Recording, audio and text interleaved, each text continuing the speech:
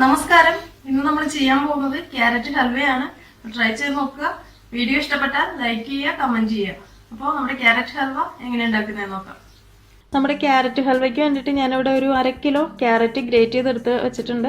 അപ്പോൾ ഇതിലേക്ക് നമുക്ക് അധികം ഇൻഗ്രീഡിയൻസിൻ്റെ ആവശ്യമൊന്നുമില്ല. ആകെ നമുക്ക് വേണ്ടതെന്ന് പറയുമ്പോൾ പാല്, പഞ്ചസാര, നെയ്യ്, പിന്നെ കുറച്ച് കാഷ്യൂനട്ടും റൈസിൻസും. ഇത്രയും ഐറ്റംസ് മതി നമ്മുടെ ക്യാരറ്റ് ഹൽവ ഉണ്ടാക്കാനായിട്ട്. അപ്പോൾ നമുക്ക് തുടങ്ങാം. ഒരു പാൻ വെച്ച് ചൂടാക്കുക. അത് ചൂടായി വരുമ്പോൾ അതിലേക്ക് ഒരു 3 ടേബിൾ സ്പൂൺ നെയ്യ് ഒഴിച്ചു കൊടുക്കാം. നമ്മുടെ നെയ്യ് ചൂടായി വരുമ്പോൾ അതിലേക്ക് കാഷ്യൂനട്ടും റൈസിൻസും ഇട്ടിട്ട് റോസ്റ്റ് ചെയ്തെടുക്കണം. അപ്പോൾ കാഷ്യൂനട്ടിൻ്റെ അളവെന്ന് പറയുമ്പോൾ ഞാനിവിടെ ഒരു 10-25 എടുത്തിട്ടുണ്ട്. അപ്പം നിങ്ങളുടെ ഇഷ്ടത്തിന് എത്രയാണെന്ന് വെച്ച് കഴിഞ്ഞാൽ നിങ്ങൾ തീരുമാനിച്ചിട്ട് എടുക്കുക. അപ്പോൾ ഇതൊന്ന് റോസ്റ്റ് ചെയ്തെടുക്കാം.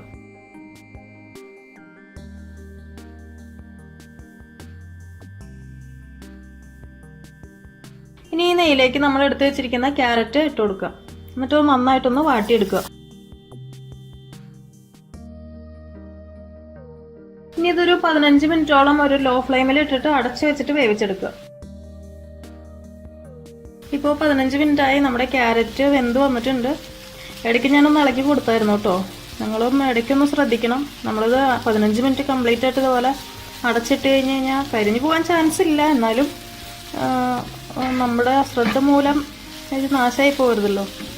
ശരിക്കും ലോ ഫ്ലെയിമിൽ വെച്ച് കഴിഞ്ഞാൽ ക്യാരറ്റ് എന്തായാലും വെന്ത് വരും. കരിഞ്ഞൊന്നും പോകില്ല. കാരണം ആ ക്യാരറ്റിൽ ആ ഒരു വെള്ളം ഉണ്ടല്ലോ, അപ്പോൾ അതിൽ തന്നെ അതങ്ങനെ വെന്ത് വന്നോളൂ.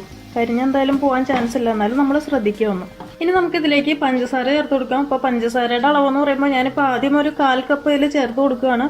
എന്നിട്ട് ടേസ്റ്റ് ചെയ്ത് നോക്കിയതിന് ശേഷം നമുക്ക് അടുത്ത എത്രയാണെന്ന് വെച്ച് കഴിഞ്ഞാൽ അതിൻ്റെ അളവ് പറഞ്ഞുതരാം.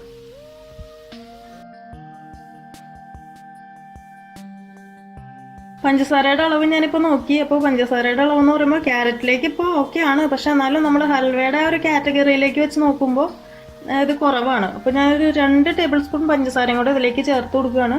അപ്പോൾ ബാക്കിയുള്ള നിങ്ങളുടെ ആ ഒരു പഞ്ചസാരയുടെ അളവെന്ന് പറയുമ്പോൾ നിങ്ങളൊന്ന് ടേസ്റ്റ് ചെയ്ത് നോക്കുക. ആദ്യം ഒരു 1/4 കപ്പ് പഞ്ചസാര ഞാനിപ്പോൾ പറഞ്ഞ പോലെ ഇട്ട് നോക്കുക. എന്നിട്ട് പിന്നെ നിങ്ങളുടെ ടേസ്റ്റിനനുസരിച്ചിട്ട് മാറ്റം വരുത്തുക.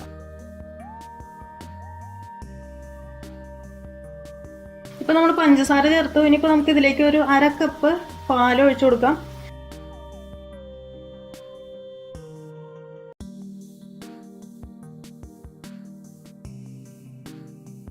ഇപ്പോൾ നമ്മൾ ഈ പാലും പഞ്ചസാരയും ചേർത്തല്ലോ. ഇനി ഇതിപ്പോൾ ക്യാരറ്റിൽ ശരിക്കും പിടിച്ച് നമ്മുടെ ക്യാരറ്റും പാലും പഞ്ചസാര എല്ലാം ഒന്നായി വരണം.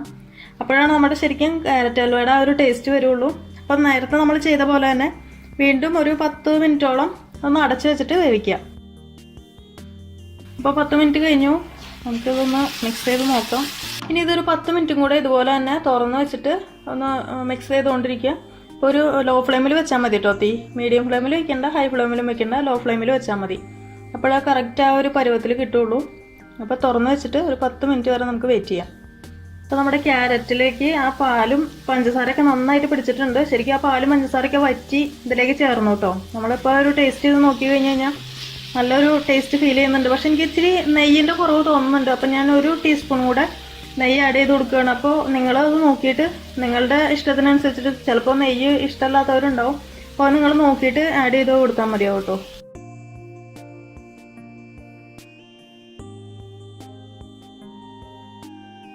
ഇനി നമ്മൾ നേരത്തെ വറുത്ത് മാറ്റി വെച്ചിരിക്കുന്ന നമ്മുടെ കാഷ്യൂനട്ടും റൈസിൻസും ഇട്ട് കൊടുക്കുക. അപ്പോൾ കാഷ്യൂനട്ട് ഞാൻ ജസ്റ്റ് ഒന്ന് ഒടിച്ചെടുത്തിട്ടുണ്ട് കേട്ടോ. നിർബന്ധമൊന്നുമില്ല അങ്ങനെ ചെയ്യണമെന്ന്.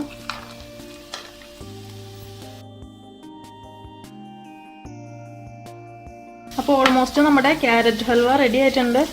ഇതിൻ്റെ കറക്റ്റ് പരുവം ഇതാണ്.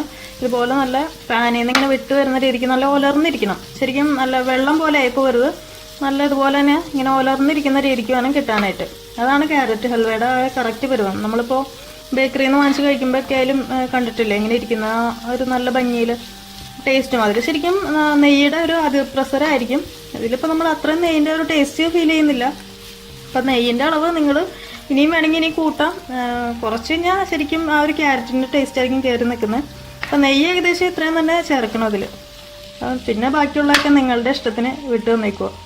നമുക്കിനിയപ്പോൾ സ്റ്റൗ ഓഫ് ചെയ്യാം. എന്നിട്ട് ഇതൊരു സെർവിങ് ഡിഷിലേക്ക് മാറ്റാം. അങ്ങനെ നമ്മുടെ ക്യാരറ്റ് ഹൽവ റെഡി ആയിട്ടുണ്ട്. നമ്മുടെ കാഷ്യൂനട്ടും കിസ്മിസും തന്നെ ഓവറാണ്. എന്നാലും ഞാൻ കുറച്ച് പിസ്തയും ബദാമും കൂടെ വാരി വിതറിയിട്ടുണ്ട്. അപ്പോൾ നിങ്ങളിതൊന്ന് ട്രൈ ചെയ്ത് നോക്കുക. നിങ്ങൾക്ക് എന്തായാലും ഇഷ്ടപ്പെടും. വളരെ സിമ്പിളായിട്ട് ചെയ്യാൻ പറ്റുന്ന ഒരു സ്വീറ്റാണ്.